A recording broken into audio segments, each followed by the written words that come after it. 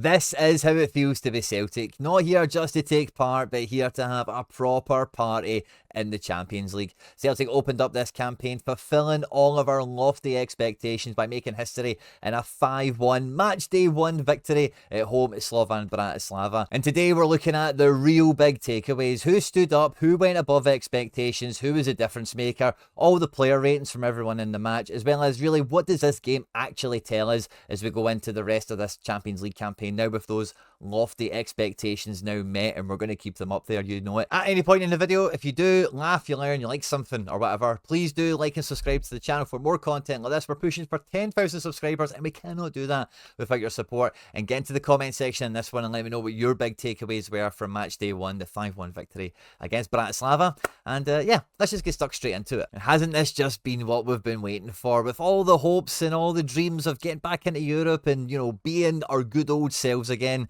And it's just not really happening over the last couple of campaigns. You know, this kind of post-match feeling, Celtic fans like enjoy it. This is what it's all about. And I think the best place to start is with Scales, because Liam Scales picked up man of the match, player of the match in this game. And, you know, he's very much already this season starting to win over those other Celtic fans that you know, have been calling for his head or been calling for the club to go and spend big money to go and replace him. And with getting his goal in this game, that really does put him over the top, I think, for the man of the match award overall, because defensively, we didn't really see anything again from Scales that we haven't seen already. 1v1, whether it was against this Strelic guy or anyone coming in from deeper in midfield, whenever they did try and counter-attack on us, you know, there's not many 1v1 situations I see Liam Scales really putting too much of a foot wrong, or someone pockets him, bullies him, or really, you know, he's very ineffectual. In this game, anything came anywhere near him, he was winning his duels, he was winning his headers, he was making smart, composed passes. And you really did feel coming into this game, and we were watching the game as it panned out, that the experiences of last season's Champions League have definitely done him the world of good. He looked and felt like a Champions League player on the day, versus these Bratislava guys who are still like, we were wet behind the ears in this regard. And he really did look like a level above the opposition, really added another layer of composure and calmness to the defence as well.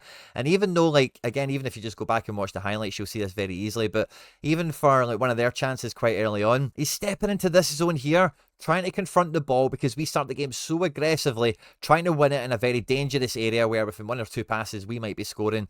It sadly gets kind of caught out here, and when they break down this side of the pitch, we see Taylor coming in and having a bit of a recovery run alongside Scales to kind of block the shot. Ultimately, nothing really comes from it. Normally, Scales does that stuff in a good game and even in games where people say, oh, I was a bomb scare today and all the rest of it. It's something we've been saying on the channel. As soon as he adds in a couple of goals, like, it will be really apparent to everyone that getting someone better than Scales that puts him out of this team, firmly cements him onto the bench, would cost a hell of a lot of money. And it's great to see in a game like this that he can add in that experience he's got from last year, that confidence he's got already from earlier this year. And for me, like, he was the guy that really stood up on the day and really led out from the back. Carter Vickers, I think the partnership is really what makes it a little bit here as well. But it was one of those rare games where Vickers ended up with more passes than Scales. Scales ended up with like 81, 83, something like that. And Carter Vickers ended up with 104 when it was all said and done. So these guys are very good as a partnership, and I think they complement each other well.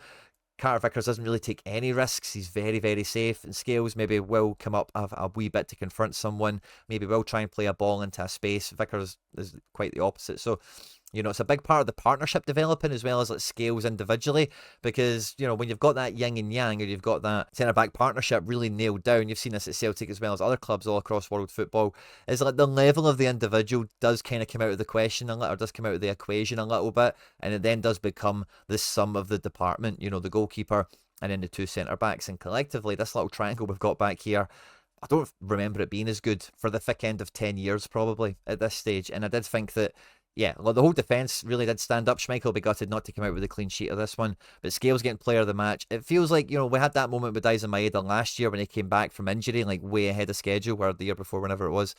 Where that kind of section of the fan base, you know, the fan base was quite split on Maeda, and then after that, everyone kind of rallied into being in the same position, and it feels like Scales is kind of happening. Everyone who I've seen has been naysaying Scales across the internet, or they're not even eating their words, they're just changing them and acting like they didn't happen. But for me, the one player that really went above actual expectations in this match was Arne Engels. Now, I know he's come in for a record transfer fee, and I know he's already kind of hit the ground running domestically, certainly. personally. And although this isn't against the creme de la creme of the Champions League, I really did feel that what I seen from him in this match was way above the expectations I had from him. We had McGregor in the usual role of being the kind of deep line metronome player, moving the ball from left to right, etc. Hatate being the press support for midfield, being that attacking midfielder. And then Engels being tasked with this job of, you know, what we used to see with O'Reilly, but he would be out in this position, stretching the midfield across, especially domestically. A bit more in Europe, it would be a bit closer to McGregor and build out from a base.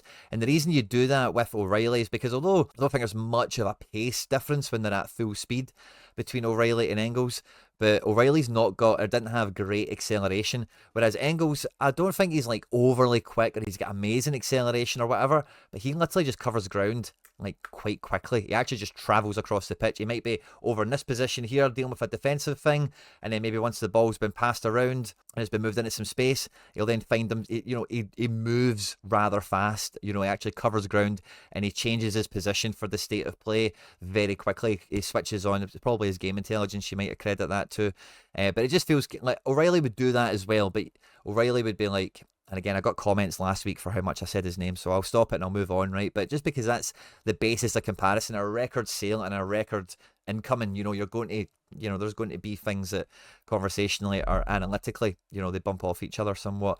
But I do really feel that he went way above my expectations for him, because he does come into the club as being like a prospect, a bit of a rough diamond. He's definitely not a lump of coal. He's definitely got talent when we're paying 11 million for him and all the rest of it, but someone that does need just kind of polished up and sharpened. And already the comments we've seen coming out of the club is that we're going to add goals into his game. He's got all the set piece duties already, and I think his delivery from everything I've seen, from the penalties, from the corners to any of the free kicks that he does get. I know that free kicks can go around a little bit depending on who else is on the pitch and whatever, but exceptional, like really, really good. And the great thing about Engels, especially with the dynamic in midfield we've got, is he is a great all-arounder. I do think he's got a little bit to be desired defensively still. We didn't really see that in this game particularly. But, there was some duels and some tackles, whatever he could have done a little bit better in, as well as offensively. But the actual level of, like, an all-round player he is, I think, like, that term all-rounder can maybe, like, not do him justice, because he's, like, a firm 7 or 8 out of 10 at almost everything. One of my favourite things about Engels is, like, his decision-making and his pass selection. He's not one of these guys that wastes possession or really takes big risks. We do have a Tate in the team for that, and again, this was a really frustrating thing for me coming into this match when I'm seeing people talking about, should Bernardo start over Hatate? And I'm just like, this is unless you're going to totally change the midfield dynamic, then they're not players that you can change for. And I know we've maybe seen a sub for one, I think it was one of the domestic matches last week, which is a temporary thing until McCowan then comes on and then actually does that Hatate role, because Engels had a wee shot of that, and Engels can have a wee shot of that, but it's not going to be Bernardo as such, so I just really feel that it's a real chalk and cheese situation.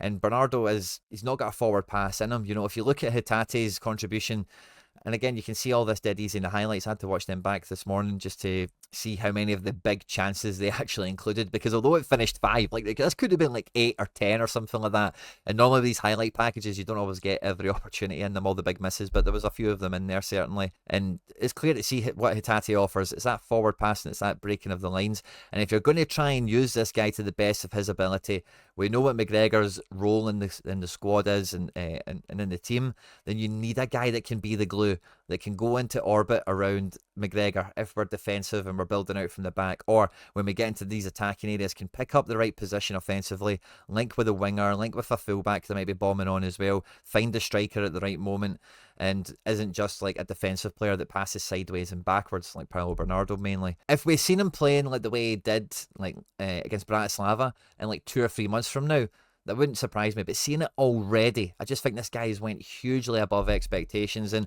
I know some Celtic fans are maybe getting a wee bit ahead of themselves, saying, oh, we've now got a £40 million player at the club after his performance at the weekend there. But like, I think they might be onto something after watching this now. It is Bratislava. We'll talk about that once we get to, really what does this game tell us and everything. Because although scales for me stood up, Engels was the guy that really went above expectations. The actual difference maker in this match was Nikolas Kuhn. Nikolas Kuhn is the only player in the team. He's the best player in the team, however you want to think of it as, is taking a man out the game, is can actually take a man on 1v1.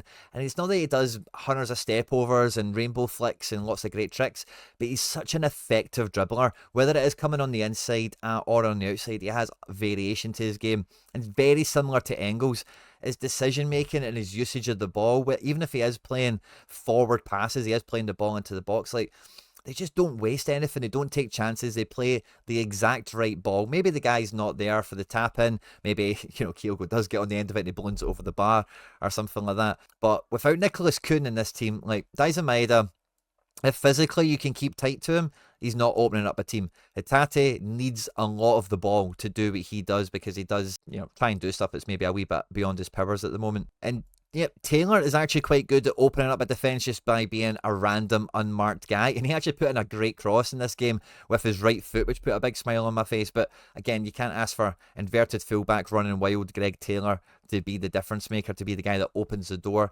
in the Champions League. And although there was more than one guy that was able to penetrate the box and make those kind of runs and those moves, what Nikolas Kuhn offered in this game is irreplaceable. If he wasn't in this, like, it would have been a lot harder to get our foothold in the game that we did get. And ultimately then, once he's made his impact on the match, the fear and the prospect of him being put on the ball is something that the opposition can never ever forget. If we then do start to try and go down a different side of the pitch, they still need to worry about him, because if the ball was to get switched over in a couple of passes, the way that Celtic and good possession teams like us can, then you need to make sure that he's not got the freedom of the pitch to go and kill you again. So I do think, again, this was a huge one for Nikolas Kuhn, because when you buy Arne Engels, when you buy Nikolas Kuhn, these guys have got pedigree of coming from elite European academies and national teams, youth setups and all the rest of it.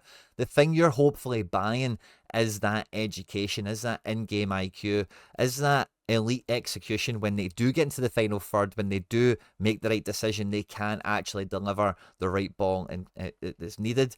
And quietly for me, Nikolas Kuhn is becoming the most effective attacker in the front line. Kyogo's obviously putting the goals away. We see Adamida come off the bench and be effective also, as well as Daizen Maeda running off the shoulder. But Nikolas Kuhn for me was the difference maker in this game. Yeah, the defence helped keep the scoreline down. Everyone in the team did great. I'm not putting any shade on anyone here, but I do think, like, this game is not 5-1 without Nikolas Kuhn. When you think about their jammy goal, like, imagine that happened at 1-1 or even at 2-1. It happened at 3-1. The game state becomes totally different. And, I've seen Celtic in Europe enough times to know that 2-1, they scored their goal bang on the 60th minute, is not a comfortable situation to be in, So I think he was really the difference maker at it. And even just looking at the game statistics here, we scored the penalty in the 56th minute.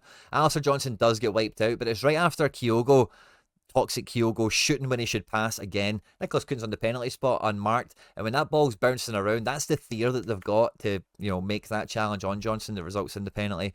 I'm not giving Kuhn credit for it, but again, it's just another thing where fear, once a guy's done you on the dribble a few times, once you've seen that he can put the ball in the back of the net, he can play that cross, you can't leave him alone. And I think all of this is pretty well reflected in the player rankings. Nikolas Kuhn finishing on an 82.6 out of 100. Very, very effective in the final third. 3 attempted assists. He only ended up with 1. Who was missing those big chances? Kyogo and Daizen. Hang your heads in shame. 2 big chances created. 6 balls into the box overall.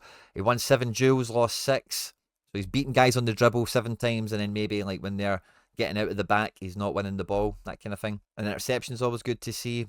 3 tackles won as well. That is incredible for a forward or for a winger, depending on how you want to think of it. And only fouled once. It could have maybe been more than once, depending on, I think, maybe an advantage or 2 that went our way. Arne Engels scoring a perfect 100 out of 100. And if the scores would allow it, this would be 118 out of 100. 2 decisive actions in this game. A goal and an assist obviously just puts the absolute icing on top of the cake, and then the candles. 4 tackles won. Talk about an all-rounder. He's getting back and doing the dirty side of defending as well. 5 positive duels won. He's won 9 and lost 4, which is very, very admirable in midfield. 47 passes, 24 of them in the final third. 3 shots on target. Big chance created. 11 balls into the box from corners and free kicks and all the rest of it. And like I say, elite all-arounder, I think, is probably the perfect description of Arne Engels. But for me, and for everyone else, I suppose, man of the match, Liam Scales on a 97 out of 100. We had an Opta rescore after the match. He actually, after the game full time, it was more like 105 out of 100 again, if it would go over 100. So he's lost a few duels. He had 11. He's actually been recounted to 9, so wee bit of a nerf. But again, 87 passes, 10 of them into the final third, which is huge in the Champions League. 3 tackles won. Big man was an absolute stalwart. Alistair Johnson winning the penalty and having an overall good match, bringing in a 78 out of 100. And Rio Hatate with his assist brings his score into 69.5. Again, a really effective, attacking performance from him. 2 attempted assists, 2 big chances created. Wow, no duels won, no interceptions, no tackles. This was fully an attacking performance from Hatate. And you could feel that he was desperate to get in on the action with a goal or an assist. And it felt like Rodgers was going to leave him on the pitch until it happened, because almost as soon as it did happen, it came straight off. And the bench were a big difference maker as well. As much as I'm putting Nikolas Kuhn up there as being a difference maker, I think the bench was a big part of this as well, because even if the game was tight, the ball James Forrest plays through for Adam Ida, chef kiss, is absolutely sublime. And the finish from Adam Ida is a chef kiss, sublime finish as well. And if we needed them at 2-1 up, or 3-2, I know they didn't score a second, but imagine it was a different game, I believe they could have put us over the top. I know they weren't needed, but they certainly could have. Pilner Bernardo did okay when he came on. Anthony Ralston did great when he came on. It was nice to see Trusty get his debut. But yeah, the bench made a big part to this as well. And that's what really does leave us, or help us leave the game, I think, with a great feeling of success in this match, because normally the bench, maybe not under Ange because of the way the team has been built, but typically Celtic in the Champions League, the bench doesn't give us a different route to go. The bench doesn't give us fresh legs that really put the opposition on the back foot to the same level of danger or threat as we have with the best 11. It's very much now a case of the best 15 at the squad for me right now. And for me, there's 3 big takeaways in this game. I think we've seen some real progression over the last 2 Champions League group stages coming into this new format, which I think does give a renewed hope and kind of imagination on what success looks like. So starting off with this victory 5-1 being very convincing, it's a great chance for the club and all the players to kind of leave the past in the past and put the best foot forward. And I think the scars of the past, or the lessons of the past for the team, the players in the team that we still have present at the club, has only made them better players. And I don't think a Celtic performance like this would have happened in previous generations, having seen the lack of progression that we've failed to make time and time again. It feels like the progression and the soft wins that we've had, that the ones that aren't actual wins, like, oh, we played well and we're developing, feels like they're all starting to really pay off, which is a massive W for us. The second one is the goal difference, because us getting +4 after the first game is a huge nice to have, because normally there is going to be a game in the Champions League where the goal difference maybe goes against us, and I think we will get enough points. I've already did a full prediction on my own channel at 23,001 where I predicted the entire group stage. I'll give you a little Celtic spoiler. I've got us in 14th, or was it 12th, comfortably getting through. But I do have us drawn away to Aston Villa on the last game of the group, and I do have us drawn with Leipzig the 5th game or whatever. So even if they went against us, maybe goal difference comes into this, and having a game where we've actually gave ourselves a bit of a goal difference cushion or buffer, so if we do go away to Dortmund, we do go away to Atalanta, and maybe they beat us 3-1, 4-1 or something, then maybe the goal difference doesn't actually hold us back for once. And the final one for me would be, as much as the result is really exciting, the goals are a lot of fun to watch, and the progress and all the positives that come out of the game are absolutely fantastic. And as a Celtic fan, I'm just going to eat them up. It is Slovan Bratislava. It doesn't need to be taken with a huge pinch of salt. The barometer that we do have against the squad is Champions League success, and can they be good for us in attack, in defence, in midfield, in goals in the Champions League? And yeah, does this game tell us much about some of the players? No, not really. Does it tell us that we're on the right path? I definitely think so. But whether some of these players are going to be cut out for us over the next 2 or 3 seasons to be definitive Champions League level players, we're going to really find that out over the next 3 or 4 matches, with some difficult away trips as well as some really strong opponents coming to Celtic Park, where if we can put on this type of result again against those opponents like Leipzig and Bruges, who are the next ones up, then that I definitely think that we can completely reevaluate some of our situations in terms of what we need in the squad, where we have good cover, and where we should look to reinforce going forward. I hope you've enjoyed the video, guys. Don't forget to jump into the comment section on this one and let me know your big takeaways from the match. On screen there now some other stuff that we've made that YouTube thinks you might enjoy. Hail, hail, and moan the hoops.